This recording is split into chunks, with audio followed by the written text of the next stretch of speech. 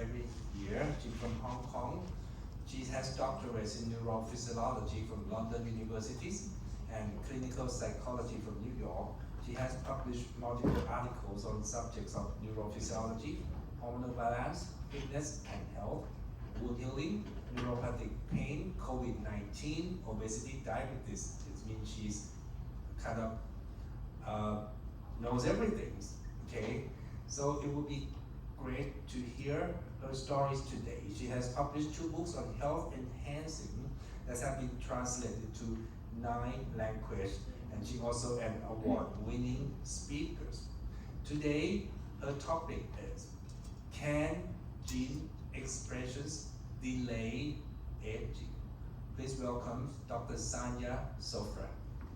Thank you very much for this extraordinary introduction. I'm actually back in the UK, so I'm not in Hong Kong, all over the place.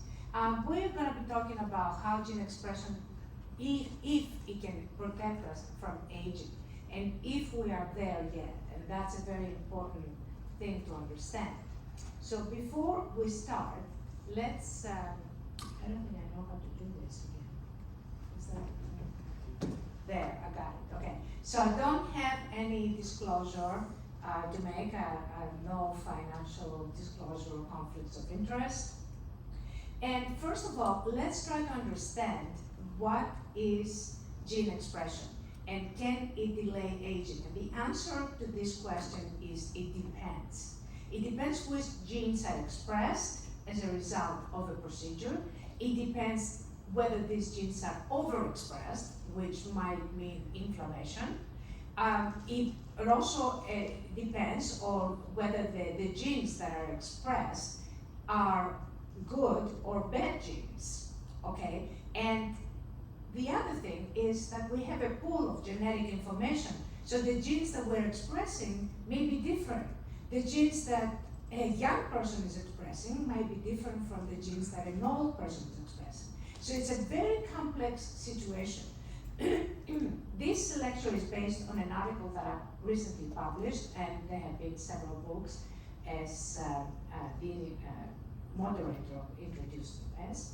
Now, what is gene expression? Gene expression is the process by which the gene information from the DNA is transmitted into the cytoplasm to make proteins. So this is how it happens. Basically, there is signaling mechanisms that are send the information, the gene is expressed, and the gene is, the information from the DNA, what has the genetic information, is transferred to the messenger RNA. There is a transcription and there is a translation.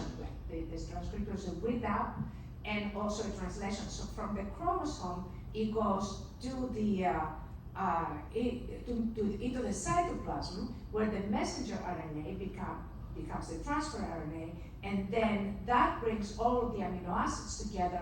That is like a necklace, like the piece of a necklace, to create a protein, to compose a protein. And we will talk about proteins in a few minutes. So the cell receptors detect the input signals from the proteins. So the proteins are involved into the gene expression, and the gene expression leads into making proteins. So gene expression is a very, very complex thing. So several genes may control the expression of one gene, and several proteins might also control the expression of one gene that is going to end up making more proteins. So it's a very kind of complex process. Now, gene expression is also regulated by environmental effects. Several studies have shown that, and multiple genes interact with multiple environmental effects to kind of produce a phenotype. So here you see a identical twins. One of them is a smoker and the other one is a non-smoker, and just the smoking has expressed genes that makes the smoker look older than a non-smoker sister. So what else expresses genes? Obesity. What we eat expresses genes. What our lifestyle expresses genes. So obesity and BMI trigger the expression of certain genes that are associated with weight gain. So that's why obese people cannot lose weight, because of the genetic expression that happens as a result of that. And is gene expression always a good thing? Obviously not. And some genes, like the PBMC gene, for example, they have good results and also bad results. They have positive effects and they also have inflammatory effects. Also, we can upregulate the antioxidant genes. And the reason why females live longer than the males is because the female mitochondria produce 50% less hydrogen. So the estrogens are protecting the females. There is a factor kappa B NF-κB pathway signaling pathway that serves as a regulator of innate immunity. Now, let's talk about telomeres. There have been a lot of lectures everywhere in the world about telomeres and telomerase, and you have creams and you have a lot of different things.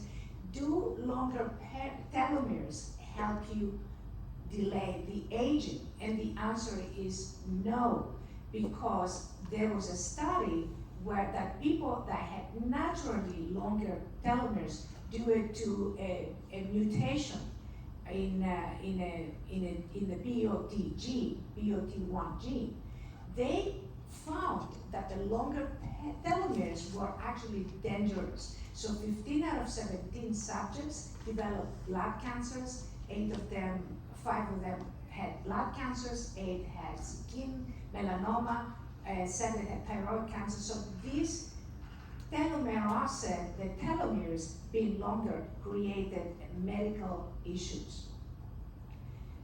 So let's talk about longevity epitranscriptomics.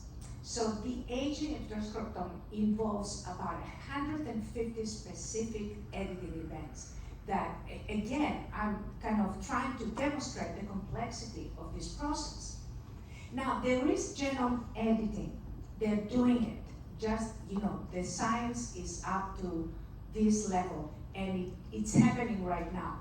There is a genetic manipulation, and they do it specifically for genetic deformities, genetic disorders that is necessary, it's a necessary process. However, there are several ethical considerations, and you cannot just start changing genes indiscriminately. Only the specific part of the gene that has to do with the disorder can be changed. So there is gene expression as a science, but it's very restricted, and there is a lot of ethical considerations. And there are longevity genes that we have identified, like the APOD, the FOX03, the CETP gene. Several genes have been identified. And then there is a study by BBL, that's the broadband light. Basically, they did not find any longevity genes, for one thing. They did not even find collagen. But they claimed that they found gene expression of anti-aging genes. And let's see, what is the anti-aging genes they actually found? They found the CMPSTE24 gene that is associated with lamin A. Now, if lamin A is mutated, then you get progeria, which is the early aging. The problem with that finding is that this gene is overexpressed, signifies inflammation.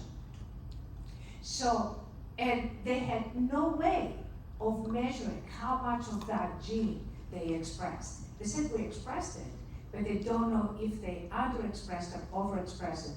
And if that gene was overexpressed, then it will result to inflammation. They have noted other genes, that the IGF-1R, that is when it's overexpressed, creates malignancies. And then they said, oh, we also express the IMG4, which is the opposite, that it will inhibit. So this one, I'm not sure what is the end result of this contradiction here. Then they express the EIF4G1 gene that is involved in Parkinson's disease. I'm not sure why they're mentioning that particular gene. And that the EIF4EBP1 that is also involved in worsening malignancy. Again, I have no idea why they put that gene in there. The meal mixed gene, basically that's associated with leukemia. The MOV10 gene has a lot of good benefits. However, it's also associated with inflammation. And the CCL18 gene is straightforward inflammation because it has to do with increases of interleukin 4 and 13, the IL-4 and 13, as you know it, that is associated with inflammation. Basically, all trauma, if you hit your head, if you do laser, if you do RF, all trauma is associated with gene expression. Even psychological trauma is associated with gene expression, but not necessarily a positive or a beneficial gene expression or a gene expression that will delay aging. This is another problem. The gene expression that occurs that is good for the young people, it's not good for the old people. So that is a very important thing. So if you have a treatment that is only good for the young, but not for the old that need your anti-aging treatment, I'm not sure what you are accomplishing. Now, what else expresses genes? Exercise. Every time you exercise, you're expressing genes, about 311 genes that are associated with exercise.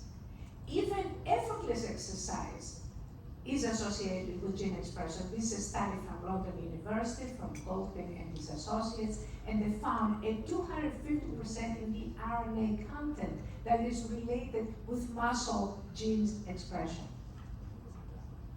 And this is some more articles that are recently published that are related to gene expression and also are related on how effortless exercise will enhance the endogenous stimulation of stem cells.